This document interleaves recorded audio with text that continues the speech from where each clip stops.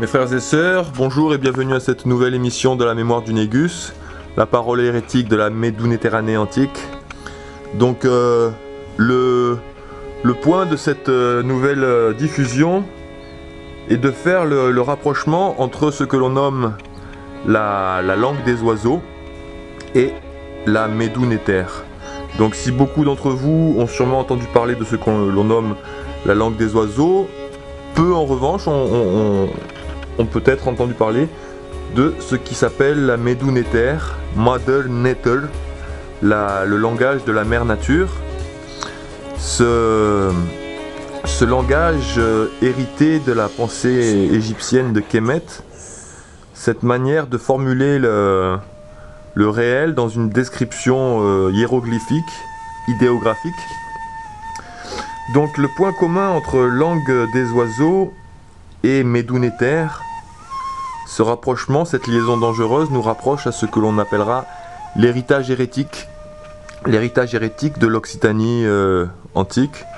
Donc quand on parle d'Occitanie, il faut comprendre qu'il ne s'agit pas d'une sous-région de la France ou d'une région de la souffrance, mais bien d'une antique conception de la géographie qui voyait dans tout le sud de l'Europe, dans tout le pourtour méditerranéen même, une vision commune, une cosmogonie partagée depuis les enseignements de Kemet, depuis les enseignements Yoruba, qui ont donné les enseignements Yuberique, Yuribique. Donc on voit qu'il y a un rapport sémantique entre ibérique, hébreu, hébraïque, arabe, arabique, arable comme une terre arable. Donc on voit qu'il ne s'agit pas du tout d'une différenciation des humains en caste, en race ou en religion séparée, mais il s'agit bien au contraire d'un langage qui cherche à saisir la subtilité de la réalité qui nous environne et qui cherche à résoudre cette équation fondamentalement paradoxale également, que le multiple aurait donné, non, que l'unique aurait donné le multiple.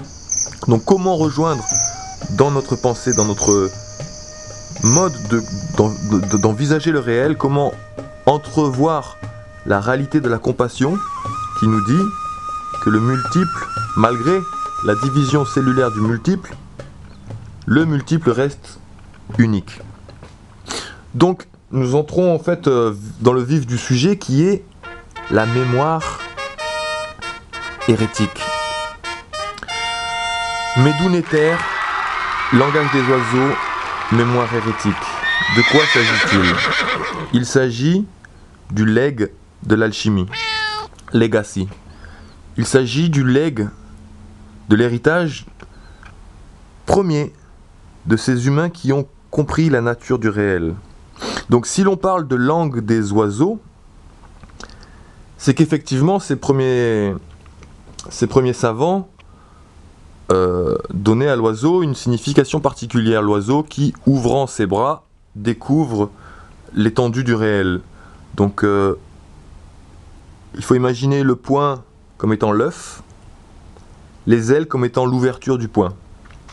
Le poing se dit dans ce langage antique buck ou but, buck. L'ouverture du poing se dit boguette. Voilà. De buck à boguette, il y a abraxas, abracadabra. L'origine du mot boguette magica.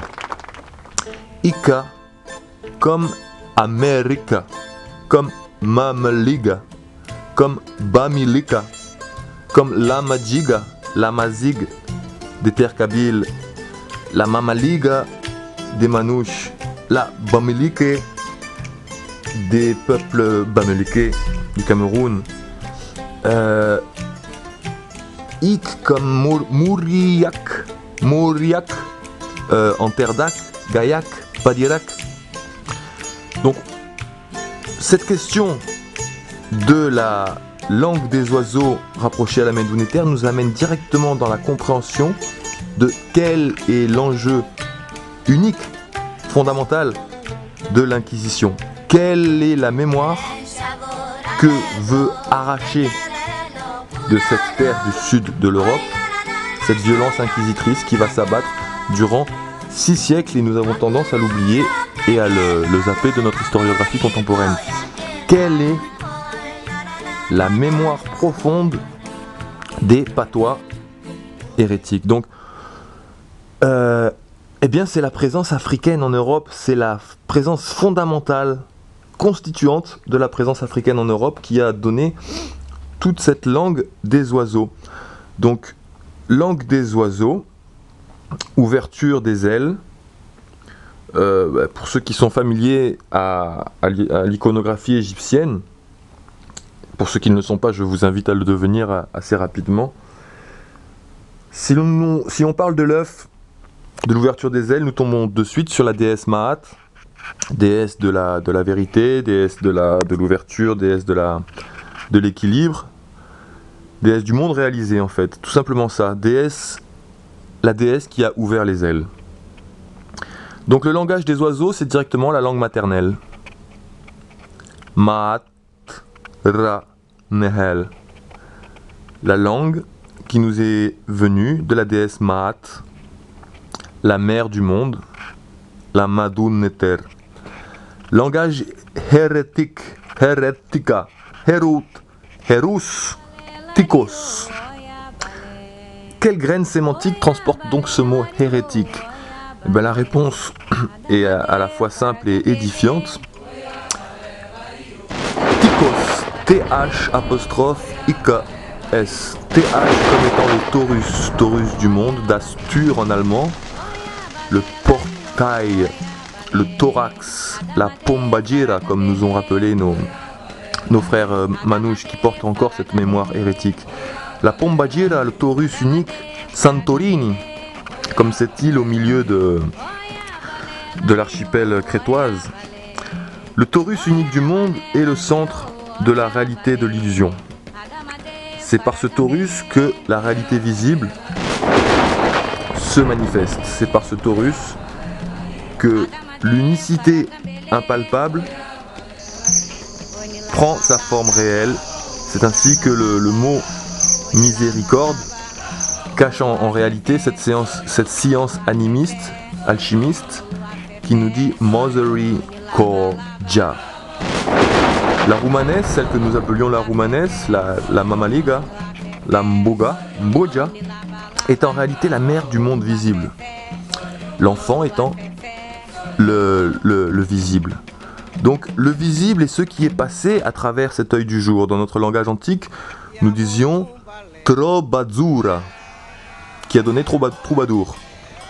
Trob Azura, terre à travers, traversée, ob, comme l'œuf, l'aube, azur, comme l'azur. Trobadzura, qui donne les fils du jour. Serva da Jurema, comme nous disons encore dans la tradition santeria. Donc, hérétique, tikos de hérétique nous vient directement de cette racine sémantique, teikos, à travers ika, through ika. Teranga, traore, à travers la lumière. Arrivé sur terre, dans l'univers du visible, en étant né à travers la lumière. Tikos. Le Héru, qui est avant Hérutikos, nous renvoie directement à la tradition de Horus. Donc, Horus est lui-même le langage des oiseaux. Ou plutôt, Horus, Hélios, la brillance du jour, et l'ancocha de l'aucella. Auch, dans la tradition hérétique, sémantique, Auch est tout ce qui va sortir. Ina étant ce qui est dedans. Ce qui est dedans est invisible. Ina. Donc seul le visible, seul Ucha est visible. Voilà pourquoi nous parlerons de Manucha, la mer devenue visible, Manucha. Capucha, le cœur devenu visible, qui donne la capuche, la tête. C'est ainsi qu'un grand nombre, un infini nombre de mots de la langue française sont en réalité à comprendre selon la tradition égyptienne, selon la tradition manouche, romanichelle. Sans cette tradition, ces mots n'ont aucun sens et ne sont que des connotations à caractère social. Donc, Ucha, Manucha, Capucha, voilà ce qui est la base de ce langage. La réalité est invisible, c'est la ina, la ina, corina, corleona, le corps unique, al-Quran, Quran. Voilà. Voilà à peu près, en faisant un tableau assez large de la Méditerranée, comment on comprend que la réalité de la langue des oiseaux est bel et bien l'héritage hérétique d'une pensée africaine qui dépasse de loin, qui fracasse le paradigme de la guerre des religions. On comprend que les siècles de barbarie, de guerre, qui vont secouer et ensanglanter la mer Méditerranée, dont nous souffrons encore aujourd'hui, puisqu'on voit que Marseille est en pleine mutation, le sud de la Méditerranée, avec des villes comme Alger, le Maroc, tout subit actuellement la pression d'une falsification de sens qui est démoniaque.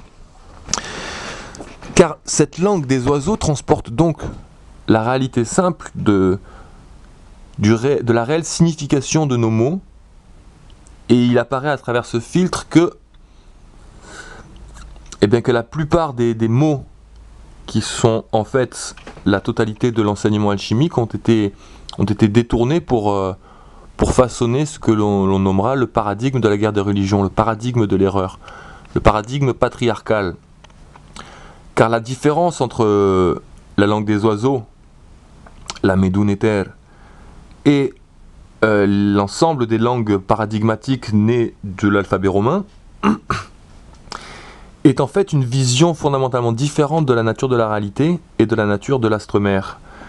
La Médounéter, les patois yorubéens, se basent sur un principe que l'on nomme l'allégeance, et qui n'est pas l'allégeance donc à une force violente, physique, masculine ou patriarcale, mais qui est l'allégeance à la science de l'alchimie, à la science que tout le visible naît d'une seule et même graine que l'on nomme l'alchimie, alchemet, cette graine de la noirceur absolue, cette graine du yang absolu, du compact absolu, cette graine de l'ineffable réalité, donne par un torus unique, par le torus de l'illusion, par le torus de la Cavaretti, donne l'ensemble du réel, l'ensemble des humains, l'ensemble des règnes, l'ensemble du règne minéral, végétal, animal, des profondeurs des entrailles de la terre, au plus haut du ciel, les nuages, les formations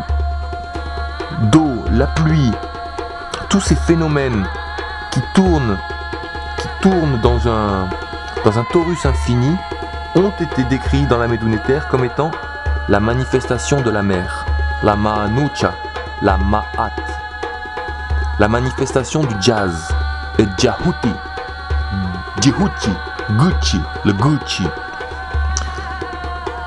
Donc la Médounéter est basée sur un axiome fondamental: il n'y a que la mer en perpétuelle régénérescence.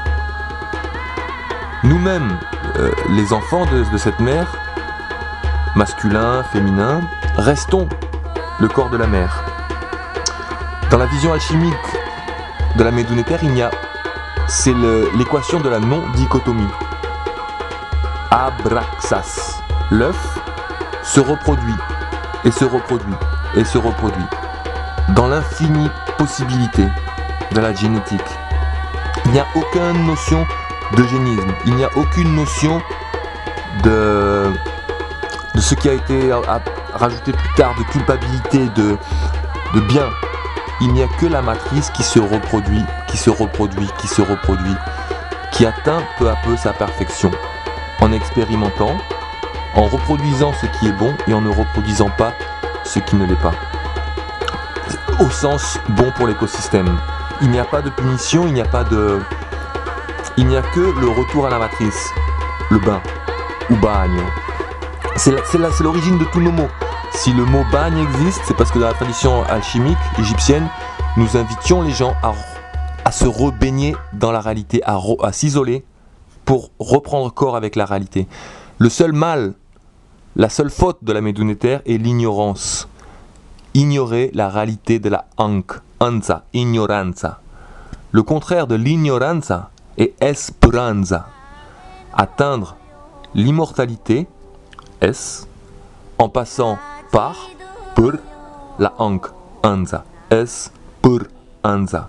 Dans toutes les traditions de ce langage de la Lingala, la speranza symbolise ce serpent infini, le serpent des étoiles que nous connaissions aussi dans nos traditions occitanes, dans nos traditions, en fait dans toutes les traditions du monde. Le serpent est la réalité de l'équateur. Le serpent est la réalité de l'eau vivante. Le serpent symbolise la réalité de cette lumière qui tourne. Lait el que vira. Lait el que vira. Parlez cette langue, mes frères et sœurs, car cette langue dépasse toutes les fausses définitions des peuples qui nous ont écartés les uns des autres. Lait el que vira n'est pas une expression qui appartient uniquement au patrimoine musulman. C'est une expression des croyants au sens des savants. C'est une expression qui exprime notre science que la lumière céleste, la lumière d'en haut, en tournant, crée la réalité tangible, la réalité qui a du poids. C'est cette même lumière qui, en tournant, donne l'eau qui va remonter à la vie. Lait el que vira, dans nos traditions occitanes, nous l'appelions laudi. Donc on voit ce qu'a caché l'Inquisition, ce qu'a détruit l'Inquisition, c'est ce patois commun de tous les peuples de la Médounéterranée dans une vision commune que nous partagions le monde. Donc la grande différence entre la Médounéterranée, cette langue matricielle, et les langues du paradigme patriarcal est justement que les langues nées sur l'alphabet romain ont dénigré cette réalité. Dénigré au sens refuser la réalité du négus. Car l'Inquisition en fait a voulu imposer cet alphabet, l'alphabet romain. Alors que les langues dites langues des oiseaux se basent sur l'alphabet phénicien. Fun Izi Ana. Fun qui signifie la sœur, au sens ce qui est en face de moi, ce qui est mon miroir. Izi qui est bien sûr la grande magicienne Isis. Et Ana qui depuis les traditions africaines nous renvoie à la matrice du monde. Fun Izi Ana, c'est la Sister One, comme la citadelle Sisteron. C'est la sœur Azin, comme ces Sarrasins que soi-disant l'historiographie aurait chassé d'Europe. La Sarrazin, c'est la Sister One, la Sardinia, la sœur digne, la Sardine qui a bouché le port de Marseille. C'est cette tradition que transporte la langue des oiseaux. Donc mes frères et sœurs, merci d'avoir écouté cette émission de la mémoire du Négus. Teoves Bartalo. Je vous souhaite à tous que naisse la lumière, de la vérité, que renaisse la joie. Allegria. Merci encore et à très bientôt pour une nouvelle émission de la mémoire du Négus. Pastoral Menestrel. A ciao d'agour.